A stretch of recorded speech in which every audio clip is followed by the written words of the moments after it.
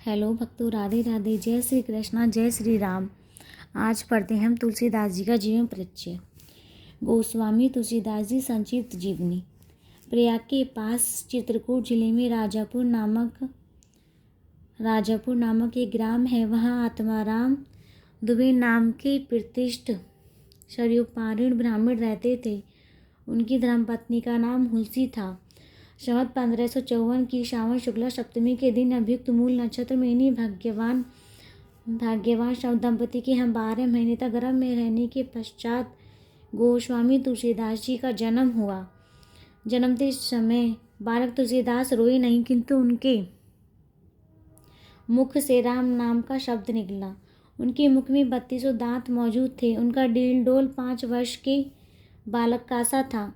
इस प्रकार के अद्भुत बालक को देखकर पिता मंगल की शंका से भयभीत हो गए और उसके संबंध में कई प्रकार की कल्पना करने लगे।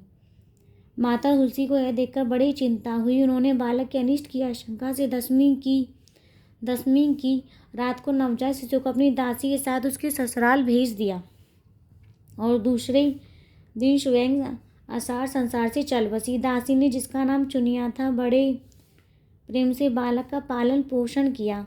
जब तुलसीदास लगभग 5.5 वर्ष के हुए, चुनिया का भी देहांत हो गया। अब तो बालक अनाथ हो गया। वह द्वार द्वार भटकने लगा। इस पर जगतजननी पार्वती को उस होनहार बालक पर दया आ गई। वे ब्राह्मणी का वेश धारण कर प्रतिदिन उसके पास जाती और उसे अपने हाथों से भोजन करा जाती। इधर भगवान शंकर की प्रेरणा से रामशैल पर रहने वाले श्री अनंतानंद जी के प्रेम शिष्य श्री हरिदास ने इस बालक को ढूंढ निकाला और इसका नाम रामबोला रखा। उसे वे अयोध्या ले गए और वहाँ संवत 1561 माघ शुक्ला पंचमी शुक्रवार को उसका यज्ञोपवीत संस्कार कराया। बिना सिखाए ही बालक रामबोला गायत्री मंत्र का उच्चारण किया, जिसे देखकर सब लोग चकित हो गए। इसके बाद हरिदास स्वामी ने वैष्णवों के 5 संस्कार करके रामबोला को राम मंत्र की दक्षिणा दी। अयोध्या में ही रहकर उन्हें विद्या अध्ययन कराने लगे। बालक रामबोला की बुद्धि बड़ी प्रखर थी। एक बार गुरुमुख से जो सुन लेते थे उन्हें वे कंठस्थ हो जाता था। वहाँ से कुछ दिन बाद गुरु शिष्य दोनों शुगर क्षेत्र शौरों पहुँचे। वहाँ श्री हरिदास जी ने तुलसीदास को रामचरित सुनाया। कुछ दिन बाद वे काशी चले आए। काशी में शेष सनातन जी के पास रहकर तुलसीदास जी ने 15 वर्ष तक वेद वेदांग का अध्ययन किया। इधर उनकी लोक वासना कुछ जागृत हो उठी। अपने श्री विद्या गुरु से आज्ञा लेकर वे अपनी जन्मभूमि को लौट आई।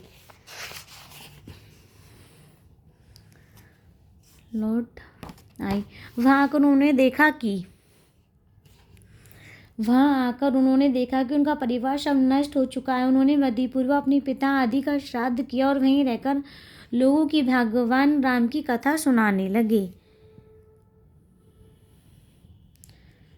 संवत 1573 ज्येष्ठ शुक्ला 13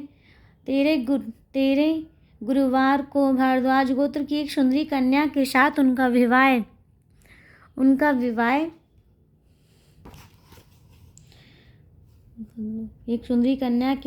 विवाह हुआ और वे सुखपूर्वक अपनी नवविवाहित वधू के साथ रहने लगे।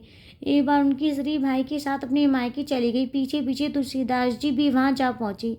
उनकी पत्नी ने इस पर उन्हें बहुत धिक्कारा और कहा कि मेरी इस हाड़ मास के शरीर में जितनी तुम्हारी आसक्ति है, उससे भी आदि भी यदि भगवान में होती तो तुम्हारा बेड़ा पार हो गया होता।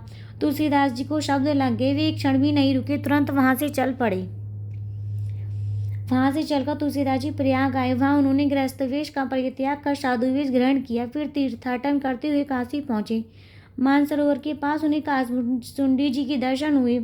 काशी में तुलसीदास रामकथा कहने लगे। वहां उन्हें एक दिन एक प्रेत मिला, जिससे उन्हें हनुमान जी का पता बतलाया। हनुमान जी से मिलकर तुलसीदास जी ने उनके श्री रघुनाथ जी का दर्शन कराने की प्रार्थना की। हनुमान जी ने कहा, तुम्हें चित्रकूट में रघुनाथ जी के दर्शन होंगे। इस पर तुलसीदास जी चित्रकूट की ओर चल पड़े। चित्रकूट पहुंचकर ग्राम घाट पर उन्होंने अपना आसन जमा। एक दिन वे प्रदक्षिणा करने निकले थे। मार्ग में उन्हें श्री राम के दर्शन हुए। उन्होंने देखा कि 2 बड़े ही सुंदर राजकुमार घोड़े पर सवार होकर धनुष बाण लिए जा रहे हैं। तुलसीदास जी उन्हें देखकर मुग्ध हो गए, परंतु उन्हें पहचान न सकी। पीछे से हनुमान जी ने आकर उन्हें सारा भेद बताया तो वे बड़ा पश्चाताप करने लगे। हनुमान जी ने उन्हें सांत्वना दी और कहा, प्रातःकाल फिर दर्शन होंगे। संवत 1607 की मौनी अमावस्या बुधवार के दिन उनके सामने भगवान श्री राम पुनः प्रकट हुए। उन्होंने बालक रूप में तुलसीदास जी से कहा, बाबा हमें चंदन दो। हनुमान जी ने सोचा वे इस बार भी धोखा न खा जाएं, इसलिए उन्होंने तोते का रूप धारण करके यह दोहा कहा, चित्रकूट के घाट पर भई संतन की भीड़, तुलसीदास चंदन गिर से तिलक देत रघुवीर। तुलसीदास जी उस अद्भुत छवि को निहार कर शरीर की सुधि भूल गई। भगवान ने अपने हाथ से चंदन लेकर अपने तथा तुलसीदास के मस्तक पर लगाया और अंतर्ध्यान हो गए। संवत 1627 में वे हनुमान जी की आज्ञा से अयोध्या की ओर चल पड़े। उन दिनों प्रयाग में माघ मिला था, वहाँ कुछ दिन वे ठहर गई। पर्व के 6 दिन बाद एक वट वृक्ष के नीचे उन्हें भारद्वाज याज्ञवल्क्य मुनि के दर्शन हुए। वहाँ उस समय वही कथा हो रही थी जो उन्होंने सुका क्षेत्र में अपनी गुरु से सुनी थी। वहाँ से काशी चले आए और वहाँ प्रहलाद घाट पर एक ब्राह्मण के घर निवास किया। वहाँ उनके अंदर कवि शक्ति का स्फुरण हुआ और वे संस्कृत में पद रचना करने लगे, परंतु दिन में जितने पद रचते रात्रि में वे सब लुप्त हो जाते। यह घटना रोज घटती। 8वें दिन तुलसीदास जी को स्वप्न हुआ। भगवान शंकर ने उन्हें उपदेश दिया कि तुम अपनी भाषा में काव्य रचना करो। तुलसीदास जी की नींद उचट गई, वे उठकर बैठ गए। उसी समय भगवान शिव और पार्वती उनके सामने प्रकट हुए।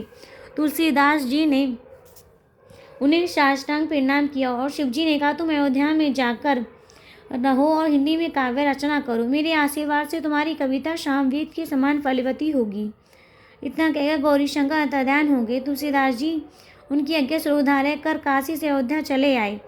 संवत 1631 का प्रारंभ हुआ। उस साल रामनवमी के दिन प्राय वैसा ही योग था जैसा त्रेता युग के राम जन्म के दिन था। उस दिन प्रातःकाल तुलसीदास जी ने रामचरितमानस की रचना प्रारंभ की। 2 वर्ष 7 महीने 26 दिन में ग्रंथ की समाप्ति हुई। संवत 1633 के मार्गशीर्ष शुक्ल पक्ष में राम विवाह के दिन 7 कांड पूर्ण हो गए। इसके बाद भगवान की आज्ञा से तुलसीदास काशी चले गए। वहाँ उन्होंने भगवान विश्वनाथ और माता अन्नपूर्णा को रामचरितमानस सुनाया। रात को पुस्तक श्री विश्वनाथ जी के मंदिर में रख दी। सवेरे जब पट खोला गया तो उस पर लिखा हुआ पाया गया, सत्यम शिवम सुंदरम, और नीचे भगवान शंकर की शहीद थी। उस समय उपस्थित लोगों ने सत्यम शिवम सुंदरम की आवाज़ भी कानों से सुनी। इधर पंडितों ने जब यह बात सुनी तो उनके मन में ईर्ष्या उत्पन्न हुई। वे दल बांधकर तुलसीदास जी की निंदा करने लगे, उस पुस्तक को भी नष्ट कर देने का प्रयत्न करने लगे। उन्होंने पुस्तक चुराने के लिए 2 चोर भेजे। चोरों ने जाकर देखा कि तुलसीदास जी कुटी के आसपास 2 वीर धनुष बाण लिए पहरा दे रहे हैं। वे बड़े ही सुंदर श्याम और गौर वर्ण के थे। उनके दर्शन से चोरों की बुद्धि शुद्ध हो गई। उन्होंने उसी समय से चोरी करना छोड़ दिया और भजन में लग गई। तुलसीदास ने अपने भगवान को कष्ट हुआ जान कुटी का सारा सामान लुटा दिया। पुस्तक अपने मित्र टोडरमल के यहाँ रख दी। इसके बाद उन्होंने एक दूसरी प्रति लिखी। उसी के आधार पर दूसरी प्रतिलिपियां तैयार की जाने लगी। पुस्तक का प्रचार दिनों दिन बढ़ने लगा। इधर पंडितों ने और कोई उपाय न देखकर श्री मधुसूदन सरस्वती को उस पुस्तक को देखने की प्रेरणा की। श्री मधुसूदन सरस्वती ने उसे देखकर बड़ी प्रसन्नता प्रकट की और उस पर यह संपत्ति लिख दी, आनंद कानने हस्ती मंगमस्तु तुलसी मत्रु कविता मंजूरी भांति राम भ्रमर भूषिता।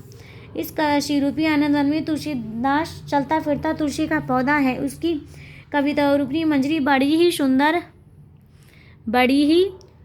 है, जिस पर श्री राम रूपी भंवरा सदा मंडराया करता है। पंडितों को इस पर भी संतोष नहीं हुआ। तब पुस्तक की परीक्षा का एक उपाय और सोचा गया। भगवान विश्वनाथ के सामने सबसे ऊपर वेद, उसके नीचे शास्त्रों के नीचे पुराण और सबसे नीचे रामचरितमानस रखा। मंदिर बंद कर दिया गया। प्रातःकाल जब मंदिर खोला गया तो लोगों ने देखा कि रामचरितमानस वेदों के ऊपर रखा हुआ है। अब तो पंडित लोग बड़े लज्जित हुए। उन्होंने तुलसीदास जी से क्षमा मांगी और भक्ति से उनका चरणोदक लिया। तुलसीदास जी अब अस्सी घाट पर रहने लगे। रात को एक दिन कलयुग मूर्त रूप धारण करके उनके पास आ उन्हें त्रास देने लगा। गोस्वामी जी ने हनुमान जी का ध्यान किया।